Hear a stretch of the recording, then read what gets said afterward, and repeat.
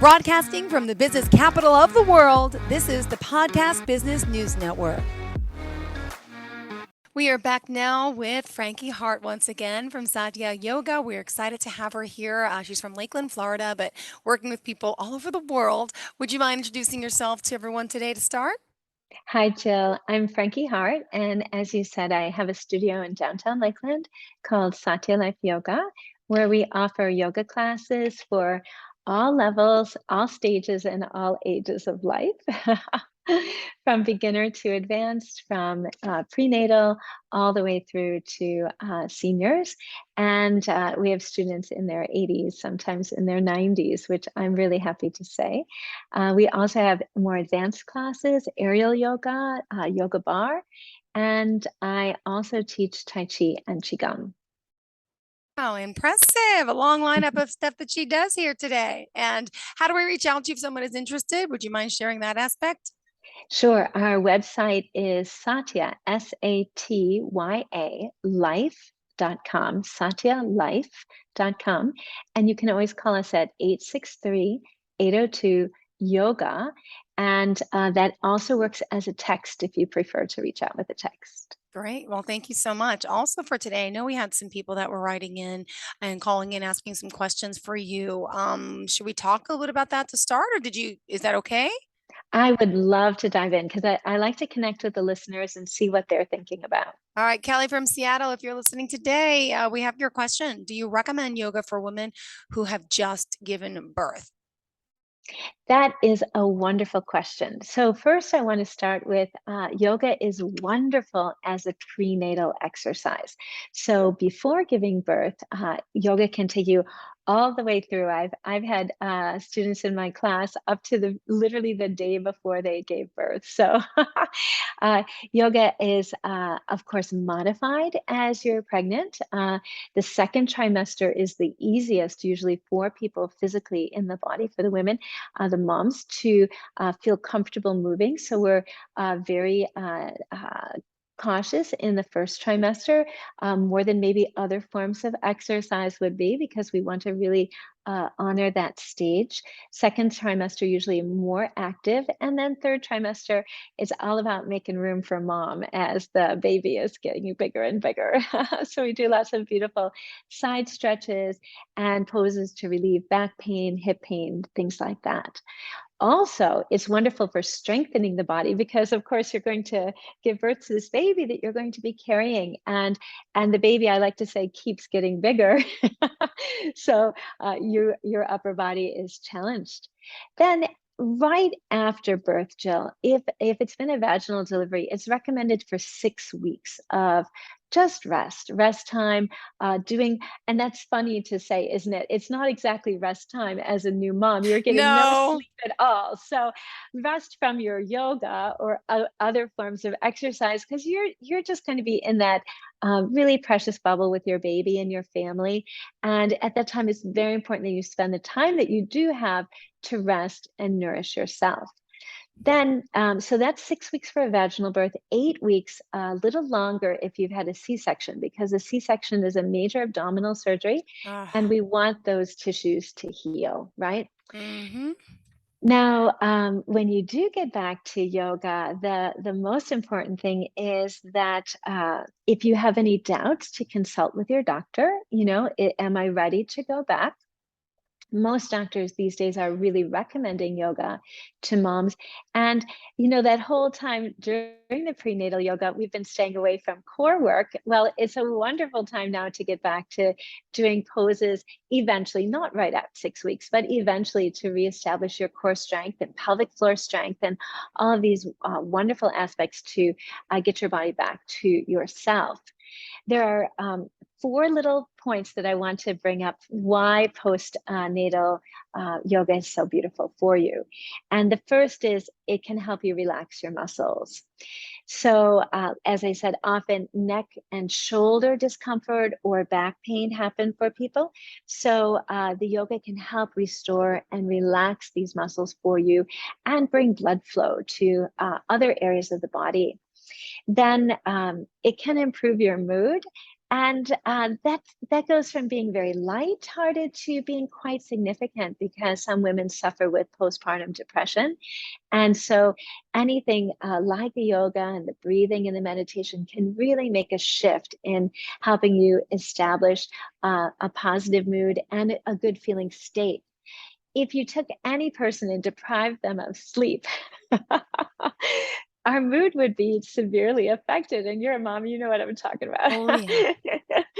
So we need these practices to balance ourselves and to help us restate that positive feeling within ourselves. Then we'll get better posture. That's the third point, right? So during pregnancy, the weight is shifting in the body. And so the natural carriage of the pelvis and the body's posture shifts to accommodate the natural process of pregnancy. Well, now you've given birth, we want to bring all of that back. And the female pelvis is an amazingly mobile and versatile structure, and it's so dynamic. So we want to bring that back for the mom for stability now for herself. And then finally, it will help you with endurance. So at first, the yoga poses might feel very tiring or Hmm. difficult, and then we just back it up, start a little more slowly, hold less time. But in time, you're going to find you're getting your strength back, and that's really motivational and exciting for a mom to be, or a new mom. Absolutely. Well, thank you for that. Also, what types of exercise are, would you say, complementary to yoga? That's from Chris in Orlando. I love this question, Chris, because what I tell my students all the time is that yoga is for your life. So, yoga is a complement to anything that you love to do. And I made a list of just off the top of my head of some of the things that my students like to do. And it's going to show you some of the diversity: weightlifting, ballroom dancing, cycling, martial arts, CrossFit, running, trail running, swimming, climbing, sailing, horseback riding, nature photography, and of course, Tai Chi. So if your yoga is your primary form of exercise, like someone like me who practices a long practice every day, walking is a natural additional form of exercise with it. In fact, Gurmukh Khalsa, one of the very famous Kundalini yogis, always says that walking and yoga are a perfect pair. So I like to just promote walking in nature whenever possible because we live so much indoors, and the natural elements, the sun and the wind and the earth, can really support our immune system and our health. Beautifully said. Thank you so much. And now, what about if we practiced yoga years ago and stopped? Mhm. Guilty. And but we have to teach our body all the poses again. Helen from Trenton, I'm with you on that one. Well, here's the great news, Jill and Helen. We're not starting from scratch. There actually is research that shows that exercise done early in life, and especially very early in life, that there's muscle memory. There's some idea, there's been some research done that muscles actually have a memory of their former strength, and that memory can last indefinitely. So that's was from University of Oslo physiologist Kristen Gunderson.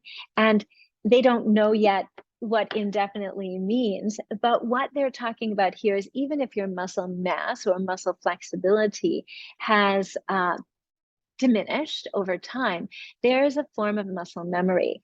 I think we all know this, like with the metaphor of riding a bike. It's like riding a bike, right?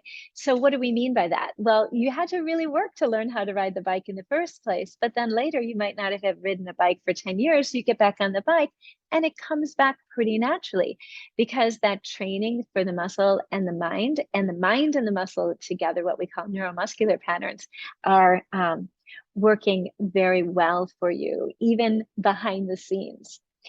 And then there's even more good news, which is that this muscle memory is lasting much longer than these muscles have faded. So What I like to recommend is not to go full throttle. So, say, just like if you're a weightlifter and you haven't lifted weights in a long time, you don't start back at the weight that you were lifting Oh earlier, no, right? back to the baby steps in the beginning. Okay, Back but to it's the good that baby we have this steps. learned memory muscle thing. It can come back. This is It promising. can come back. So what we want to do is we want to have a three-step approach. One, choose an appropriate intensity, right? How do you know your breath is smooth and you don't have any pain in your body, right? So if you're not sure, start with fundamental poses. It's a beautiful way to start. And I usually tell my students, even if they're new to yoga or coming back to yoga, let me know how you feel 24 hours later, 48 hours later. That's how we're going to know if we're overworking, right? Because you might not know in the moment. And that can kind of set a gauge for you. Then you want to practice intelligently. And what does that mean? What are the poses you're practicing and what are the sequences? So, as we talked earlier, Jill, I was a professional dancer, and a dancer would never think about performing a piece of choreography without warming up. You just wouldn't do it. But Mm. I'm surprised sometimes when I meet new yogis, they want to jump in to say a full back bend and just walk in the studio. And you're like, wait, the last time you did that, we did a half an hour, 45 minutes of warming up poses for that. So I want you to really think about sequencing as you're coming back. Don't just jump back into your favorite pose as a party trick. That's not safe. And third, if you can, find a teacher to help you. Yeah. Awesome. Good to know. Thank you so much for that. Next up, there's Mike from Dallas, Texas. What breathing techniques can you recommend to de-stress in everyday life? Good one. Yeah. This is one I'm really passionate about. And thanks for bringing this to us, Mike. So first, our body has something that we call a stress response. And this is triggered, like say we become anxious. We have this stress response. What happens? Our breathing is shallow and rapid. Our heart rate increases. We might start to sweat. Our muscles get tense. All that adrenaline, cortisol is running through the body. A lot of us as Westerners actually use the stress response to motivate ourselves through the day, almost like a hit of caffeine. And that's a little dangerous, isn't it? Because your body's paying a price for, working that way. So what we want to do as often as possible is nurture the opposite of that, which is the relaxation response. And so we just reverse all that. The breath slows down, the heart rate slows down, the breath is deeper. When we say the breath slows down, that's a good thing. You have more breath in, more breath out, and these feelings of anxiety fade away. One of the best techniques, and in fact, many counselors and therapists use deep breathing as a way of helping a person come out of a panic attack or a stress response. So let's just look at that for a moment together, Jill. What is a really wonderful technique, and Mike, if you're out there today, you might be able to take advantage of this, is to just slowly begin to count your breath. So the counting isn't as important as that you're soft, you're slow, you're smooth in your breath, and then you just count to four. 1, 2, 3, 4. Breathing in and then breathing out. 1, 2, 3, 4.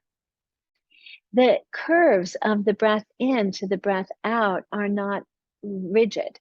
It's like a wave. So at the height of the inhalation, there's like a suspension. And at the end of the exhalation, there's almost a lingering before the body naturally starts to breathe in or breathe out on the counterpart of the breath. When that starts to feel good and that you have your own count, but you want to be soft and smooth. And if you're soft and smooth and you only get to 3 and 3, that's a great place to start. If that's going really well, Jill, I like people to then start to breathe in for 3 and breathe out for 5, because it's that deeper, softer exhalation that can really nurture the parasympathetic response of bringing us into the relaxation. Then, if you're an experienced yogi out there, you might be familiar with the breathe in 4, suspend the breath 4. So you're suspending the breath within your body for 4 counts. Breathe out for 4. linger in that moment of the breath out, and then breathe in again. So it's a rhythmic 4 in, 4 suspended, 4 out, 4 suspended out. But even for an experienced yogi, if in doing this you feel tense, you feel your diaphragm harden, you feel the muscles get rigid, then you just exhale or inhale, whatever you need to do naturally, and then start again. So it is not, the breathing is not a calisthenic. The breathing must be soft in order for us to enter the swimming pool of the relaxation response.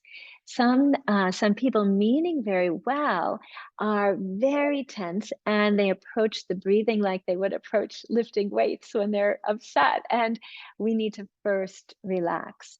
So, what I want to say is, as a regular day to day breathing, this 4-4 or 3-5 breathing can be beautiful with practice.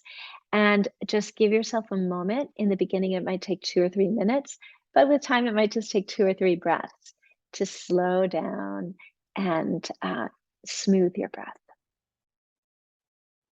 You got me thinking about breathing. Okay. Do we have to Yeah. talk still? No, we wouldn't it be wonderful, Jill, if we just had a podcast where we came together and did some And deep just breathing? meditated and just said, yes, exactly. All right. Let's also remind our listeners how we can reach out to you before we continue. Beautiful. So, my name is Frankie Hart, and I'm the owner of Satya Life Yoga in downtown Lakeland. But as Jill mentioned earlier, our classes are also available on the Zoom platform. And oh, I wanted to mention, Jill, that we have a yoga teacher training program as well that is available in a Great. hybrid format. So students all over the world could take it. I have several in our new program starting Thursday who are coming in from out of state, as well as people who are in the room. And some will come to fly in for a few weekends or just stay in the comfort of their own home. And this is really exciting because this is a new opportunity since the pandemic that Yoga Alliance is allowing this hybrid or all Zoom now online format for training yoga teachers. And I think that's beautiful because it makes it more accessible to more people around the world. Absolutely. Thank you for sharing that. Oh, I didn't give us the website. So the That's okay. website It's is Satya Life, Satya, Satya Life, Life.com. You can write us at info@satyalife.com or text or call 863-802-YOGA. Now I'm hoping you have the next question in front of you because my service on my computer below me is gone. Oh, I have it. I have it. And Beautiful. Please help me out here. Yeah, it's not refreshing. I apologize. so this is a great question. It's from Jen in Phoenix, and she writes, do you recommend outdoor yoga during the summer, or is the heat too dangerous? So one of the reasons I love this question so much, Jen, is that I'm in Florida, you're in Phoenix. We're in hotter states in the summer, right? So if you're in a milder climate in the summertime, then being outside is absolutely beautiful. Here in Florida or in Phoenix, in a very hot day, there are a few things that I want to recommend. One, practice in the shade. Don't practice in the direct sunlight. It's too straining for the body and for the heart. You can overheat. Also, can you practice in the cooler parts of the day? And it's interesting that when you look at the traditional practices of yoga, the sun salutation, which is a very well-known and vigorous aspect of flowing rhythm of poses, is called a sun salutation because ideally it was practiced facing the east as the sun was rising. So we see here that there is the idea of practicing in the morning and then often practicing in the evening, twilight or evening for the cooler or more meditative practices. And we talked about inversions last time, Jill. I remember we were talking about headstand for digestion. Um, it it doesn't seem like it at first, but headstand, shoulder stand are actually restorative poses once you know them. And so they're beautiful poses to practice in the evening.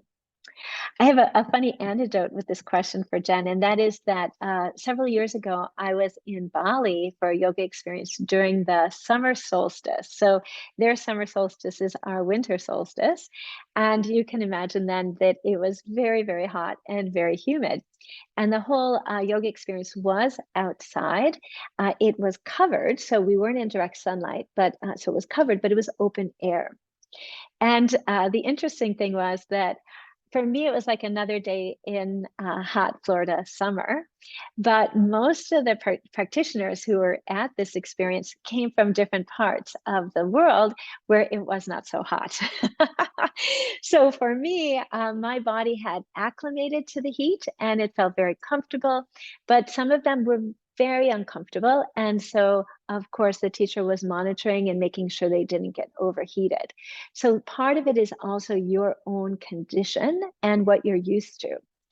But there is one other fun thing about practicing outside, and this is not a summer moment, but just the elements to be aware.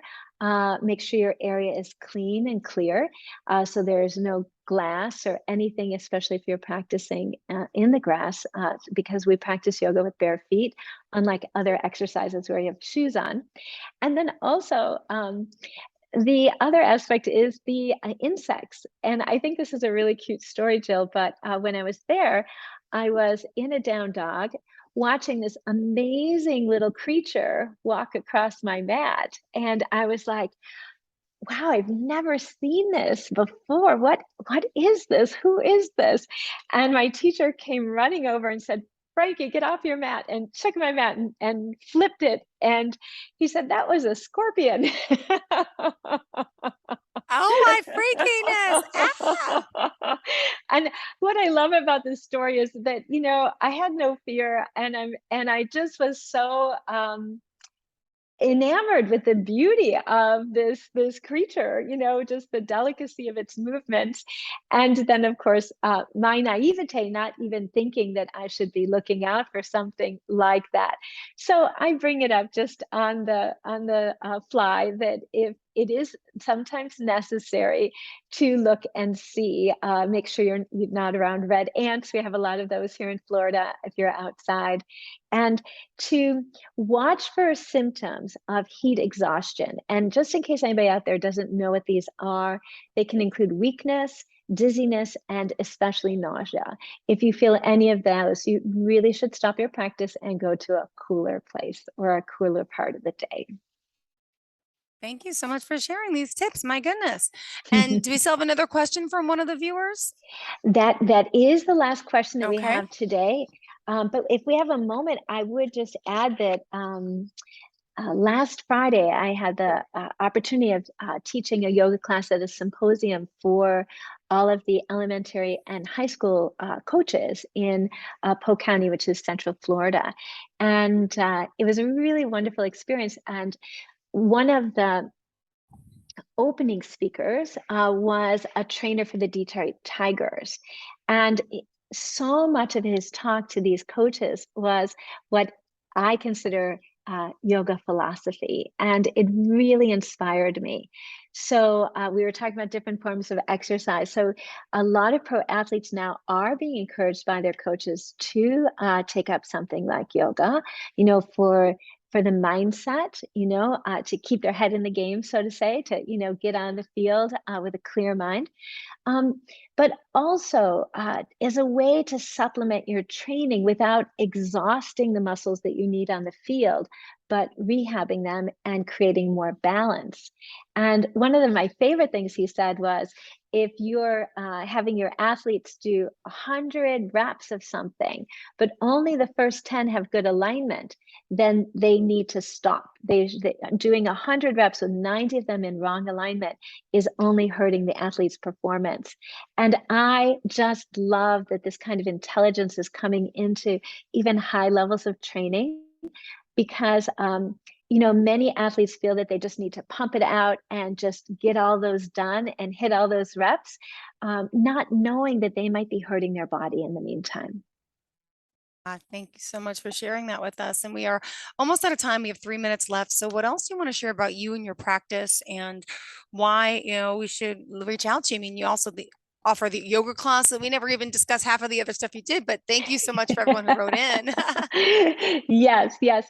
Um, well, I would say, Jill, one of the things that's unique about my training and my teaching is that I have been so blessed with teachers of different disciplines. So I have a lifetime of dance training and dance experience and choreography. So students often which I'm very grateful for, give me feedback about loving the sequencing of my classes.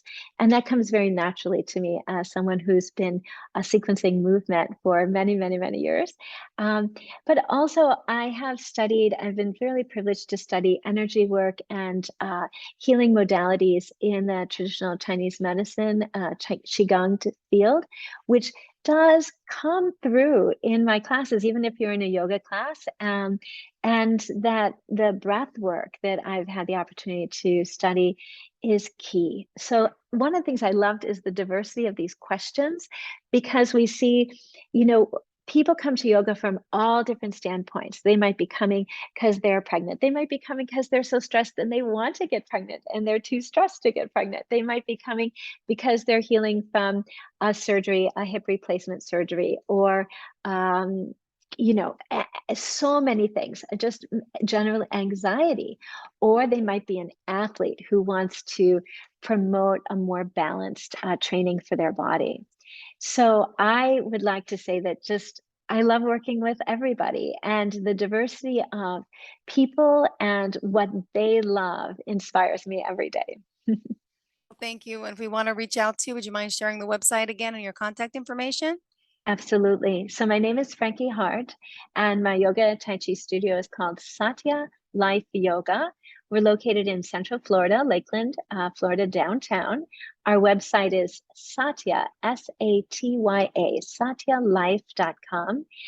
You can email us at info@satya.com or info@satyalife.com, or text or call 863-802-9642. Perfect. Thank you again for joining us, for answering our questions, and please keep them coming in. We'll be back next week, I believe, right? Yes, Good. thank you, So we can Jill. address some more. Thank you again for everyone. We appreciate it. You have a great day. And to all of our listeners, stay tuned.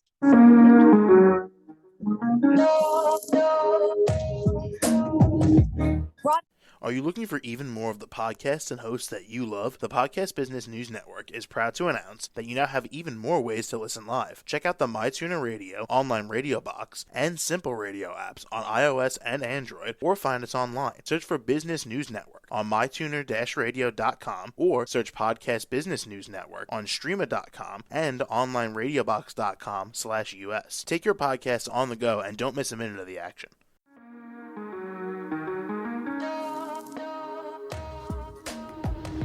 Broadcasting from the business capital of the world, this is the Podcast Business News Network. For nearly 2,000 severely injured veterans, everyday life has become filled with barriers. Day-to-day simple tasks can become pretty daunting. I have to carry my chair up 2 flights of steps or have somebody do it for me. What scares me the most is just the falling. When I'm struggling with my house, I think, to have that one great barrier just knocked down, it's crucial. Home for Our Troops is a wonderful nonprofit that builds a mortgage-free, fully adaptive, handicap-accessible house. And there's no catch. It'll be our very first home that we've ever owned. This is a game changer. This is where your life begins again. We need you to join us in completing this important mission. Please visit hfotusa.org and help build homes and rebuild lives. Because of you, everything's going to be okay.